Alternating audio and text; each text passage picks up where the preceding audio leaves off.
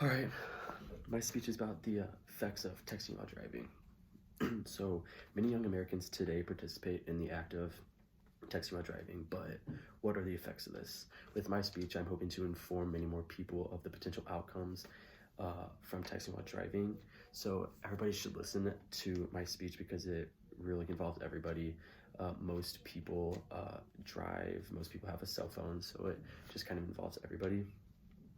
So after many years, well, the last couple of years of driving, I've had friends who have participated in this and who also have not.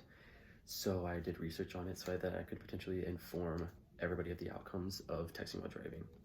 So first I'm going to talk about how often this occurs, and then I'm going to talk about kind of ways that people try to stop it, and then I'm going to talk about different stereotypes that people correspond to texting while driving. So to inform the audience of the effects of texting while driving, I'm going to talk about the frequency of it, how people try to reduce it, and the stereotypes that go along with it. So first, a large majority of people are more likely to actually check their phones when they get a text message or somebody's calling them. It's for me personally, if I feel my phone buzz or something, I check my phone, or I get the urge to check my phone, I want to know who texted me, I get anxious about it. So authors Hayashi, Friedel, Foreman, and Worth wrote an academic journal article in 2020 called The Behavioral Economic Analysis of Demand for Texting While Driving.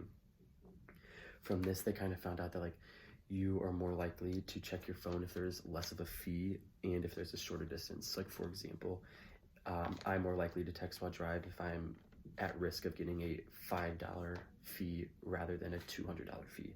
Or I'm more likely to text and drive if I'm only going to the local Walmart down the street or rather than another state. So because this, people want to kind of implement more rules. So in 2020, authors AJ Jasser, Mohammed Chowdhury, and Yusuf wrote an academic journal article titled Mobile Phone Usage While Driving and the Risk of Collision, a study among preparatory year students at King Saud University, Riyadh in Saudi Arabia. So in this study, it was with 986 males, and they were kind of watched for about 6 months. And at the end of that 6 months, the approximately 84% of the accidents that occurred during this time period with those males were from cell phone usage.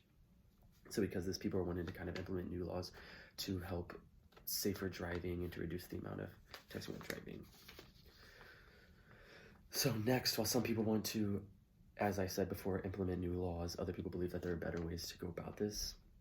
In the academic journal article titled Threat Appeals Reduce Impulsive Decisions Associated with Texting While Driving, a Behavioral Economic Approach, written by authors Hayashi, Friedel, and Worth in 2020 to discuss 3 ways to prevent texting while driving. So the first one was obviously implementing new laws will always be a way to reduce it. But then another thing is new technological innovations.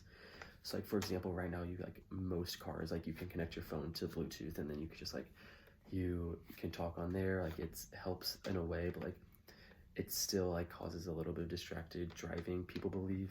So there should be new technological innovations that people can come up with. And then also they can do public educational campaigns, and this could be through movies, TV shows, media, brochures, just all kinds of stuff like that. Now on top of those 3 things, some people also believe that they also have other opinions on different ways to stop it. So in 2019, Kim wrote an article journal titled The Role of Legal Moral Norms to Regulate the Behavior of Texting While Driving. And in this, she discussed that you shouldn't really force people to stop texting while driving, because some people, where if you force them to do something, they're going to rebel and they're not going to want to listen. So that's probably not the best way to go about it. And she thinks that a good way to go about it would probably be using a strategy that will support the driver's moral beliefs. So yeah. So after several studies, there are several different stereotypes that people kind of correspond to texting while driving. And the first one is about college students, college students are more likely to. So Hayashi wrote an article called Texting While Driving, Executive Function and Impulsivity of College Kids in 2020 about a group of 120 college kids. So in this article, it says, the results show that the group of students who frequently text while drive show A, significantly lower levels of executive function, and B, higher levels of self-reported impulsivity. So although the groups did not differ significantly on the behavioral measures of impulsivity. So this is basically saying that instead of just college kids as a whole, it's more people with lower levels of self-control and higher levels of desires. Another common stereotype is that females are more likely to text while drive, which is not really always the case. So Struckman, Johnson, Gaster, and Johnson wrote an academic article in 2016 titled Gender Differences in Psychosocial Predictors of Texting While Driving. They discussed the differences of males and females in driving. So in this study, they actually found out that when comparing men and females, males and females, males are actually more likely to send longer texts and females are more likely to send shorter texts. So yeah, I mean, there's that. And then also women are more likely to actually stop texting while driving after being told, where men aren't. So yeah.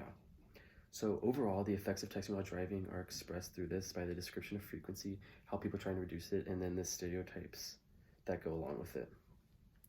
So first we talked about how often it occurs, and then second we talked about different ways that some people try to reduce it, and then third we talked about stereotypes that people like think about when texting while driving regarding age and gender. So finally, I think that everybody should read this essay because I think it'll be helpful for everybody to know the effects of texting while driving. Thank you. Here are my note cards.